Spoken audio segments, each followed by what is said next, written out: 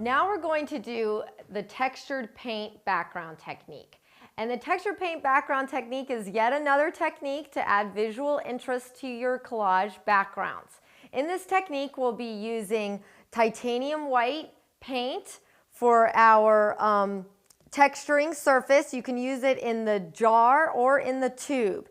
You want to use either the jar or the tube because it's thick enough to hold the texture that we will be creating in the surface. We'll also be using acrylic paints, water, paint brushes, some sort of texture making surface. I like to use an old hotel key card or old credit card, or you could even use combs, palette knife, things like that. And we're ready to begin. I'm going to use the titanium white that comes in the tube. This is a very, very simple technique that adds a nice amount of texture to your work. I'm just going to squeeze a little out right on my canvas.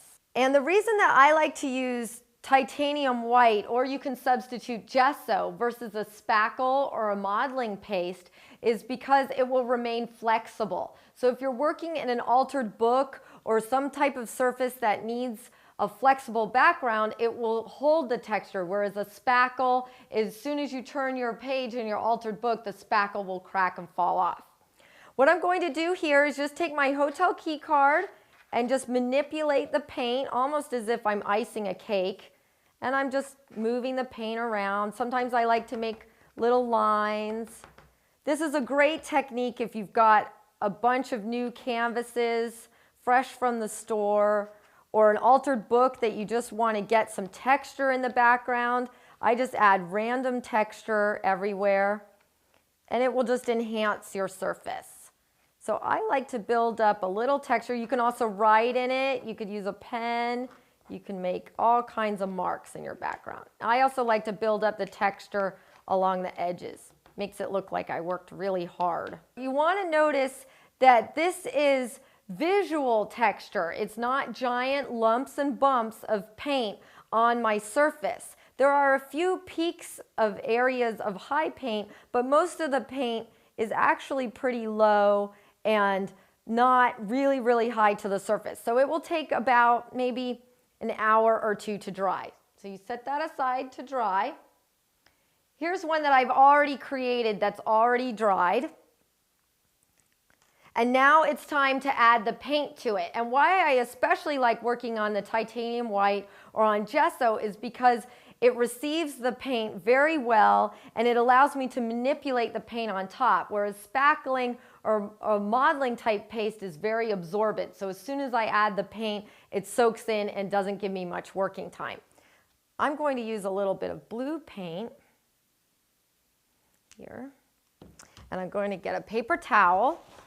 I always like to have a paper towel so that I can blot if I feel I add too much paint. I'm just going to take my brush and just add a little bit of water to my paint.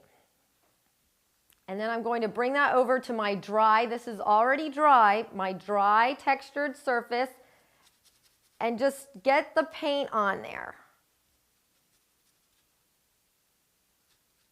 I just move it all around with my brush.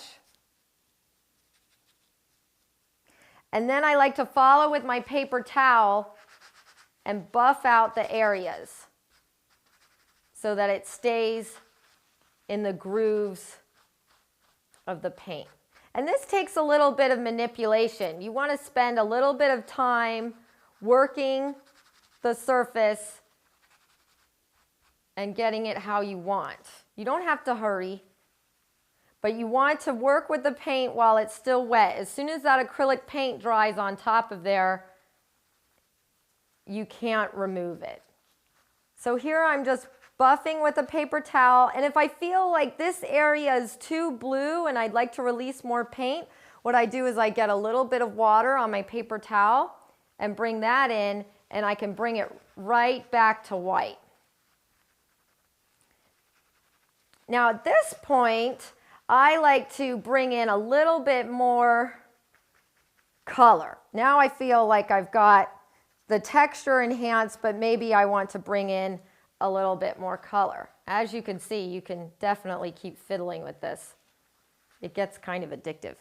So I'm going to, again, with my fingers, just come in here with maybe some deeper color along the edges.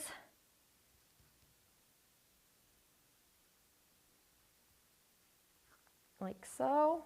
I always like to make my edges just that little bit darker. I feel like it pulls the eye into the piece. Maybe I want to add a little bit of another color at this point. I'm going to add a little yellow ochre to my cobalt teal. And I'll just use a brush to get that first little bit on there. Ah, yeah, that's nice. That just brings it up just a little bit more, makes it a little bit more dimensional than having just the one color. And again, I like to use my fingers, nature's tools, to move the paint around. And you can continue to manipulate the surface until you feel that you are happy with your background. And as you can see, you can then start holding your collage elements up to it and see how you feel about it. Does it look good? Does it need darkening in an area? Maybe I need to darken this area over here because I feel it might be a little too distracting. I think that looks good. And that's the textured paint background. It's easy, simple, and quick way to add interest to your collage surfaces.